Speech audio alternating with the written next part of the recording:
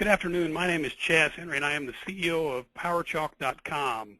I'm joined today by Charley Lau Jr. of LauHitting.com. Charley, are you with us? I'm with you.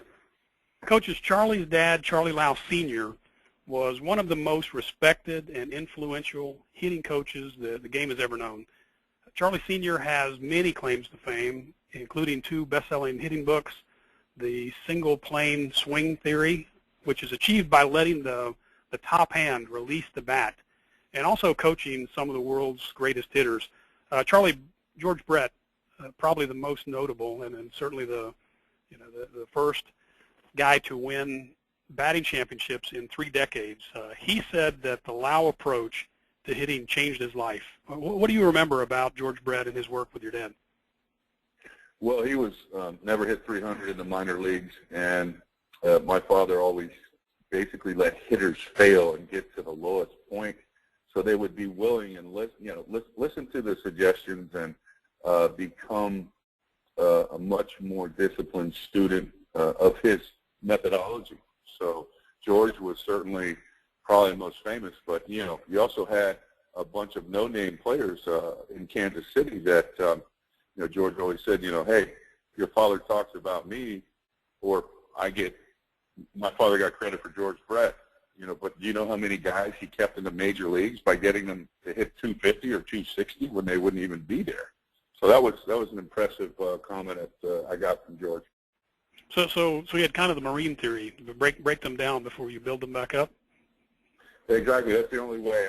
I know from teaching myself, if a hitter's doing good, he's not going to listen to you. And until what George called it hitting rock bottom, that's when they would do anything. And I've experienced that several times in my career with, not that Alex Rodriguez ever hit rock bottom, but he certainly wanted to be the best. And also Raul Ibanez working with him twice in his career. So, when they hit rock bottom, they're willing to listen to their wife. Well, that's interesting because that's a good point. I would imagine it would be hard to get anyone to change anything when they're going really well. Speaking of Raul, I watched your DVD series. Coaches, if you haven't seen the Lau DVD series, it's something you really got to pick up. You talk in there about the absolutes of hitting. Now, in my old age, I'm coming to the conclusion there are no absolutes. So take me through the hitting, and we've got Raul Ibanez up, and this is a session that you were doing at your facility with Raul. Take me through the absolutes of hitting with this as a backdrop. Well, I feel like I've refined them. My father, right now you see Raul in what we call somewhat of the launch position, and you could draw lines here, Chaz. You see the body stacked, the shoulders here. You see the shoulders are fairly level, and they're on top of his hips, and the hips are on top of the knees. And notice Raul has a fairly, he doesn't have a wide stance, and I believe in comfort and quietness, not trying to be too wide or too extreme in your swing. I believe in trying to keep the swing compact and try to make it as easy on the hitter as possible, even though we know it's so difficult. Now, you talk about stance. Let me go ahead and pop up some of the titles. You and I spoke offline, and you talked about that as the first step, a balanced, workable stance. Yeah, I mean, if you go back to George Brett, if these people recall, the people listening, he had his upper half over. He bent over at the waist and slightly flexed his legs. You can't see this with Raul, but from this angle and from straight ahead, you can see it. But yeah, a balanced, workable stance that gets the weight on the front part of the feet rather than sitting back on your heels. This allows the hitter to be very aggressive. Now notice when he goes back to, we talked about this earlier, that he's still inside his feet. So at no point does he get, his knees outside. I've seen a lot of kids, especially at the level that I coach, who, they rear back and hit it, which is not always a bad thing, but certainly if you get unbalanced, get beyond the line that I just drew there, that's, it's going to cause problems. Without a doubt, and we want to stay away from extremes. We don't want to get out over our back leg. Obviously, that would be very uncomfortable and very unstable for the hitter. So yes, you do see, he gets back, but not over his back leg. He stays inside his back knee, and the other thing, we talked about stance. We want to be having some type of movement, rhythm we call it, or relaxation that keeps the body from being stiff and tight. Because if you're stiff and tight, your body cannot, it can't react and be as fluid and aggressive. So we want to stay away from that stiffness and tension and that nervousness or anxiety that will cause that stiffness and tension. No, for some guys that's a trademark, that nervous and anxiety. With Craig Counsell, I mean, there was a whole lot of nervous energy there. You've got the Euclid who, slides his fingertip all the way up to the Louisville Slugger brand. Is that? Tell me where you stand on that. Is that just personality, or is that going to detract from hitting? Well, people call it style, but to take it to that extreme, I don't see how they could be comfortable. When you talk about Craig Counsell, I don't know how that's comfortable. It seems like he's got a bat sticking. We don't want to use any profanity, but yeah, he doesn't look very comfortable to me. But the way somebody starts and the positions that they get into, you talk about Euclid starting with his hand way up there, but the moment that front foot touches down, you'll see them get into these strong hitting positions. But for me, I'm a big believer in not wasting motion, because as soon as you see a bad swing, it's caused because the hitter has not gotten his stride started early enough to get these wasted movements out of the swing and into a strong hitting position. Well, I'm with you there. But, the biggest thing I see with my kids is that they're late, and then they're late because they don't start soon enough. So let's take Ibanez here, and let's go to what you described as step 3, which is movement back. So yeah, there's different ways of going about it. If you circle that front knee, you can see it pinching back. So if you look right now, he's got to be, that weight has to be, I don't want to use the word on top, but in this position, I mean, it's back far enough. And we could also compare this to a pitcher's windup. The pitcher does the same thing. And so you see, Raul, I did this just to get him the feel. But again, I will say there's different ways of getting your weight back. Okay, and then he starts his linear move there. So let me take him at that backmost position. Let me box him up here, and let's talk about his linear move. So exactly, that's the extreme of it right there, which is not a lot. No, and the wider your stance, the more your head has to move forward, have that linear move. And I'm trying to keep it as simple as possible because it's so challenging and difficult. So the wider the stride, like I said, you look at Albert Pujols, he's got a lot of movement. Even though he's a great hitter, that's his particular style. But with Raul, I'm trying to get him clean and direct to the baseball without wasted motion. So I'm giving him the feel of getting that weight back. And again, there's different ways of doing it. But if you circle his head again, Chaz, you see that there's not a whole lot of movement forward. It's very minimal. And again, it's much easier to do this, and I would recommend this for kids, coaches everywhere, is to try to simplify the swing and to try to take these extreme movements or their so-called styles out of the swing and simplify it and make it as easy as they can because it's so challenging to be successful.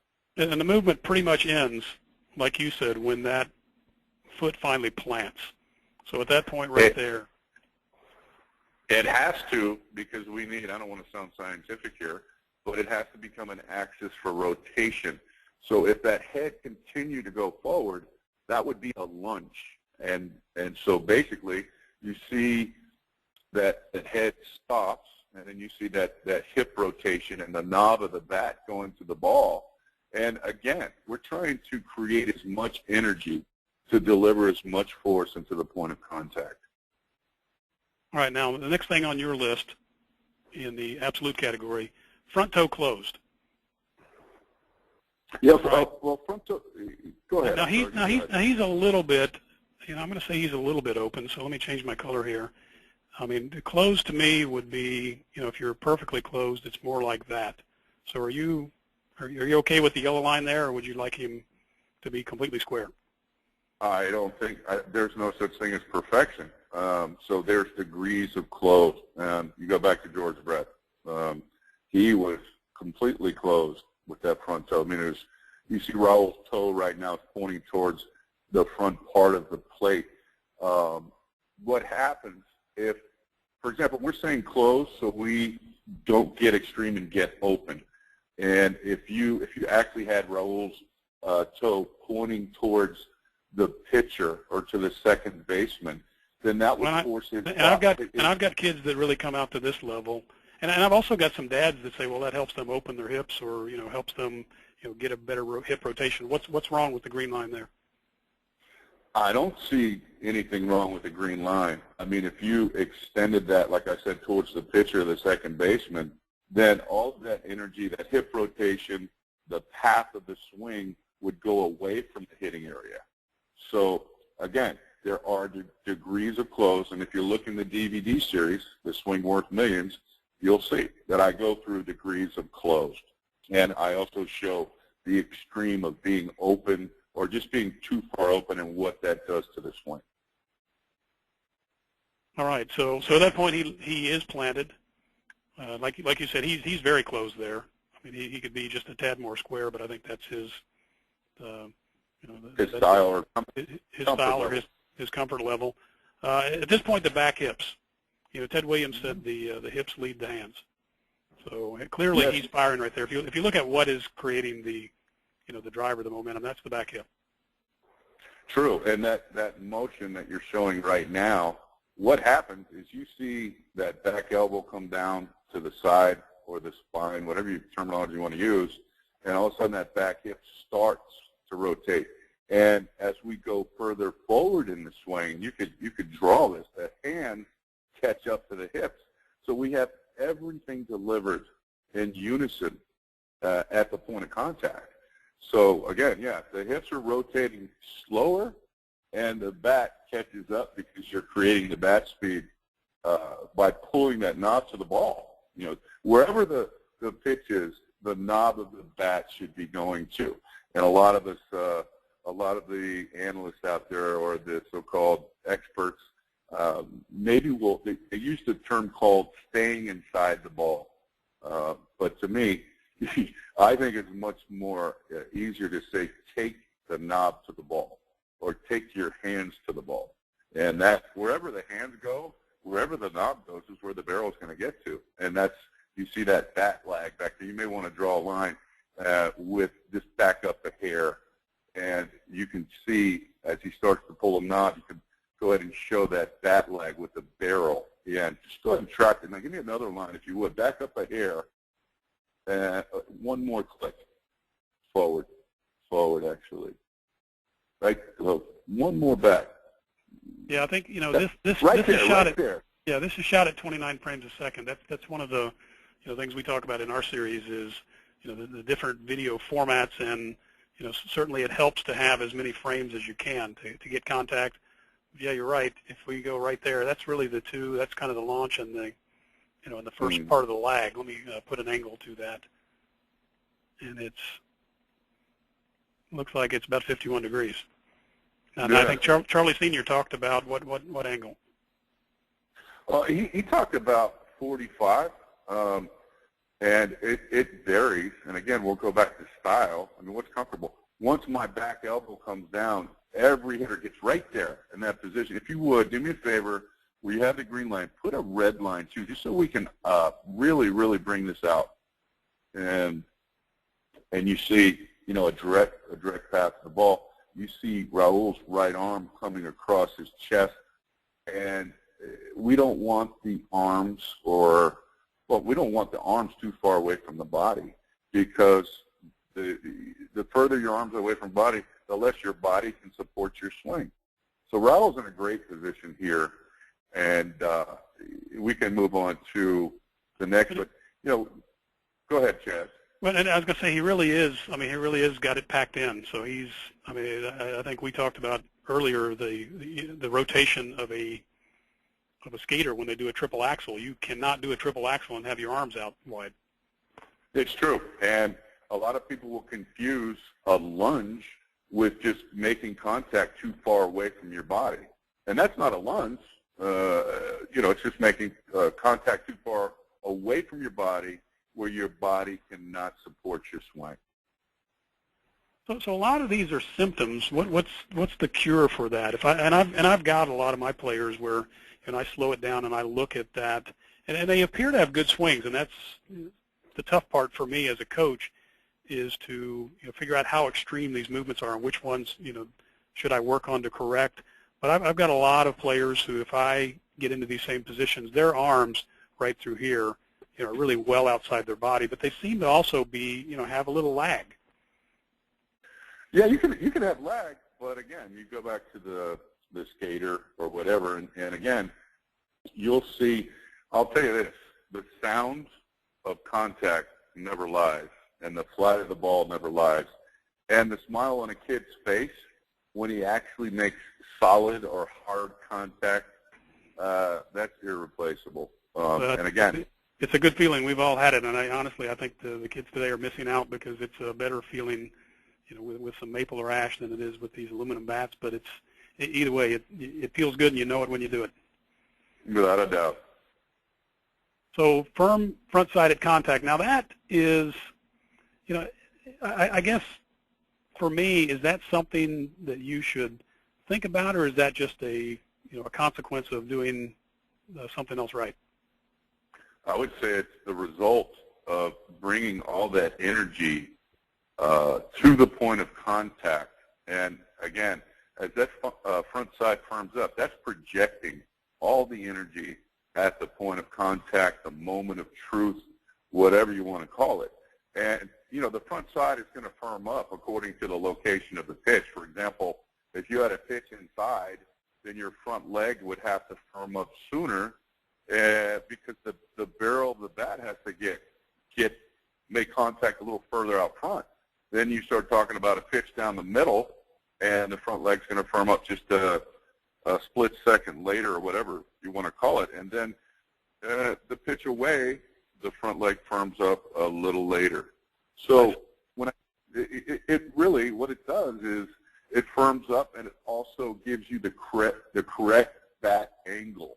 So if we slow Raul down, and you can draw a line here at the point of contact, this pitch, you can see his barrel is just a little hair out front. So I would say, based on this shot right here, and you could even circle the ball if you wanted, this baseball is hit to right center field.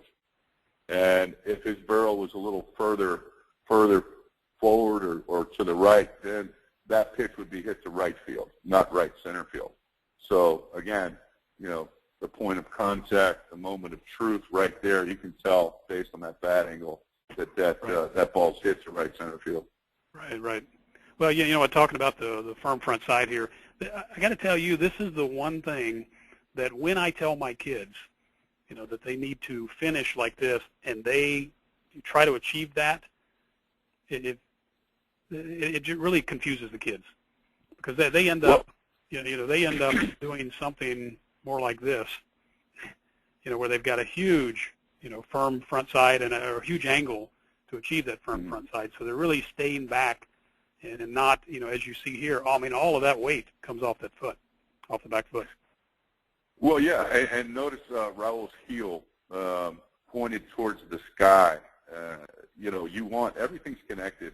You see that back hip, the back knee working, and also that back heel being pointed towards the sky. So what's important, Chaz, and the people listening, at the point of contact, this is where you should be. Now, what happens after contact, if your back heel falls back, it's okay. We're not trying to tell people to do that, but you've already got all that energy at the point of contact. So you've done the best you could do delivering all that force into the point of contact. And I would also say that, like I said, when you hit a pitch inside, your front leg firms up quicker. So you'll see more of an angle, like you just described. If the pitch was inside, then obviously the angle would be a little different with that front leg firming up because it firms up sooner. And again, it changes depending on the location. And again, the location, that front leg firming up, gives us the correct bat angle. So our hands aren't too far away from us. They're not too far away from our body. If people will say you're getting around the ball, if you're, for example, a pitch on the outer half of the plate, if your front leg firmed up too soon, then the bat would be casted away from you and around the ball. So obviously the arms or the hands getting too far away, obviously our body can't support our swing. So I guess to a degree what you're describing when you talk about it firming up at different points in the swing depending on the location of the pitch or your individual time, and I guess it's a shock absorber of sorts. I would say so. I've used this term in my book. I think some people have stolen it, but again, once you write something in a book, everybody can take the information, which is why you write the book, to provide it. But I would say the story that I use is we're sitting on a bus. The bus is going 70 miles an hour, 75, depending on the speed limit, and we're sitting stationary. So we are not going 70 miles an hour. The bus is going 70 miles an hour. Now, if the bus driver decided to slam on the brakes, all of a sudden, it's just like that front leg firming up. It would project us 70 or 75 miles an hour. So that's the difference, and that is such a great description. We talk about golf. You and I have talked off to the side, and I think your swing's probably better than mine. But I was talking to a golf instructor, a very famous golf instructor, and he shared that story with me. And I guess I took that story from him. And I think it's real clear as far as the description of what that front side does. And it's interesting. You compare it to when you talk about the bus. You really, and this is from Sandy Koufax's biography. He talked about pole vaulting off that front leg. That you create all that forward momentum. It goes into the ground to let you drive over it. To drive around it and over it. So there really is a lot of corollaries between the pitcher's creation of momentum and the batter here.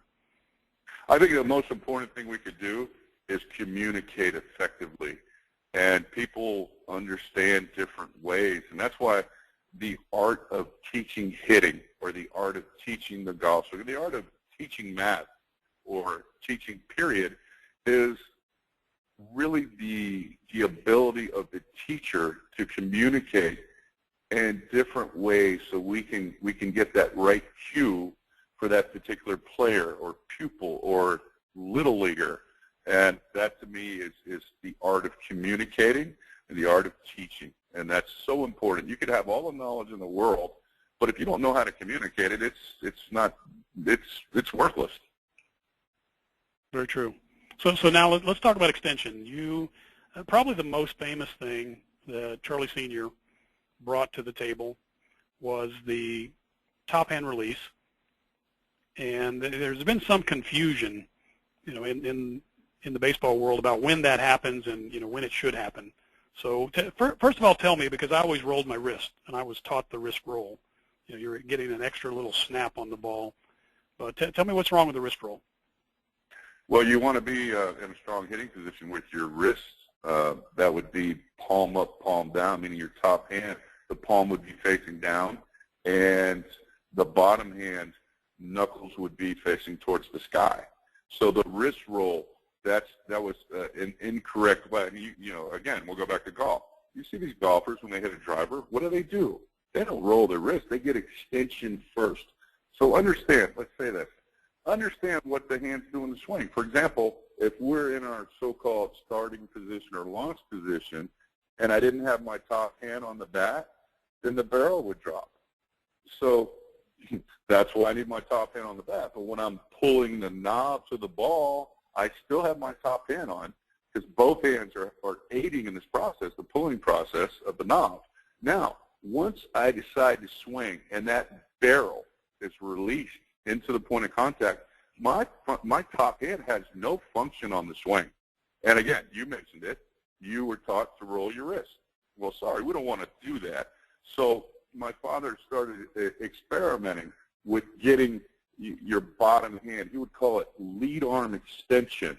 So if we were using that terminology and having a picture in our mind, Once contact is made, the top hand has no function in the swing. The only thing you can do is cut or swing off. And basically, the top hand coming off the bat and that lead arm getting extended. People that are listening to this, go ahead and go through the swing in slow motion, pull a knob, and then at the point of contact, let your top hand come off and let that lead arm continue going straight ahead or wherever the pitch location is.